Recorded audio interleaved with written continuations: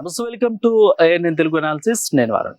So Telangana రాష్ట్రంలో రైతు భరోసాకు రంగం సిద్ధం చేసినట్లు కూడా తెలుస్తోంది. సో ఈ నేపథ్యంలోనే ఇటు 4వ తారీఖున క్యాబినెట్ భేటీ అయితే జరగబోతోంది. రైతు భరోసా ఎవరెవరికి అమలు చేయాలి, ఎప్పుడెప్పుడు అమలు చేయాలి, అదేవిధంగా దీని యొక్క సర్క్యులేషన్ ఎంతవరకు ఉండాలి, సో ఏ విధంగా దీన్ని అమలు చేసే ప్రక్రియ ఏ విధంగా ఉండబోతుందని 4వ తారీఖున క్యాబినెట్ భేటీ అయితే జరగబోతుంది.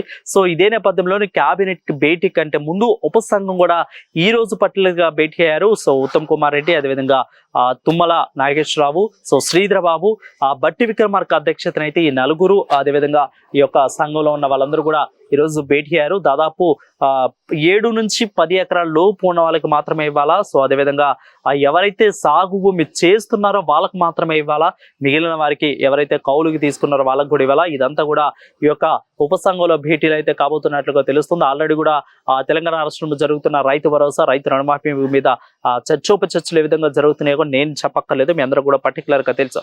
సో ఇదే నేపథ్యంలోనే ఈ యొక్క రైతు భరోసాకి దాదాపుగా 4వ తారీఖున జరగబోయే ఈ యొక్క క్యాబినెట్ భేటీకి ముందుగానే ఉపసంఘం ఈ రోజు భేటీ అయ్యారు. సో ఈ రోజు వీళ్ళు చర్చించిన తర్వాత దీని యొక్క మొత్తం ఉద్దేశాన్ని, నివేదికను మొత్తం తీసుకొని రేపు 4వ తారీఖున క్యాబినెట్ జరగబోయే మీటింగ్ లో వాళ్ళు వెళ్ళి వాళ్ళకు నివేదికను సమర్పించే అవకాశాలు ఎక్కువగా కనిపిస్తున్నాయి. సో దానికంటే ముందే నిన్న హరీష్ రావు గారు మాట్లాడుతూ మీరు ఇచ్చే రైతులకు ఇచ్చే అరాకొరగోరు ఇలా ఖర్చు చేయొద్దు, టీఆర్ఎస్ గవర్నమెంట్ ఉన్నప్పుడు ఏ విధంగా మేమందరికీ అమలు చేశామో, మేమందరికీ ఏ విధంగా ఇచ్చాము, మీరు ఎందుకు ఇలాగ చేస్తున్నారు, ఖచ్చితంగా మీరు ఇలాంటివి చెయ్యొద్దు, మేము అందరికి ఇచ్చాము కాబట్టి మీరు కూడా రైతులకు అరకొర మీరు కట్ చేసి ఇదంతా వేయవద్దు, మీరు ఖచ్చితంగా రైతులకి ప్రతి ఒక్కరికి కూడా కౌలు రైతులకి అయితేనేమి, ఎవరైతే పంట పండించే రైతులు ఉన్నారో, ఎవరైతే సాగు ఎక్కువగా ఉన్న రైతులు ఉన్నారో, దాదాపు 10 ఎకరాల పైబడి ఉన్న రైతులు ఎవరైతే ఉన్నారో వాళ్ళందరికీ కూడా మీరు ఖచ్చితంగా ఇవ్వండి, ఖచ్చితంగా మీరు వాళ్ళకి ఇవ్వండి అంటూ కూడా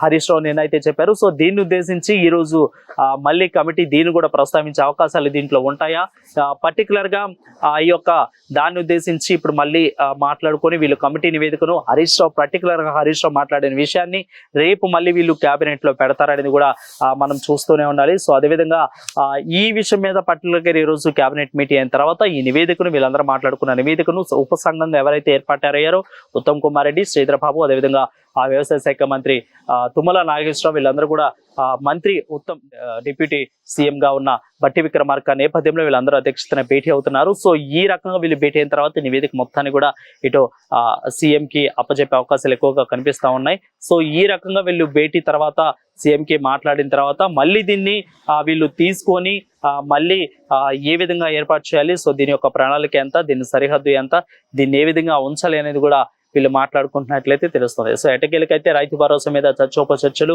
ఇటు టీఆర్ఎస్ అయితే ధర్నాలు చేస్తుంది, అటు పక్క కాంగ్రెస్ అయితే ఖచ్చితంగా మేము అందరికి ఇస్తామని అయితే చెప్తుంది, కానీ కొరతలు పెడుతుంది, షరతులు పెడుతుంది. చూద్దాం ఇక దీని మీద ఈ రోజు భేటీ అయిన ఈ యొక్క మంత్రుల సమావేశం, ఉపసంఘం సమావేశం ఏ విధంగా ఉండబోతుంది, సో ఈ విధంగా ఏ విధంగా వాళ్ళు చేస్తారు, ఏ విధంగా ఉండబోతుంది అనేది మరికొన్ని గంటల్లోనే మనకి అప్డేట్స్ రానుంది. సో తెలుసు కదా, మినిట్ టు మినిట్ అప్డేట్ ని మీ అందరికి కూడా కావాలనుకుంటే ఏఎన్ఎన్ తెలుగు న్యూస్ అనాలిసిస్ ని సబ్స్క్రైబ్ చేయండి.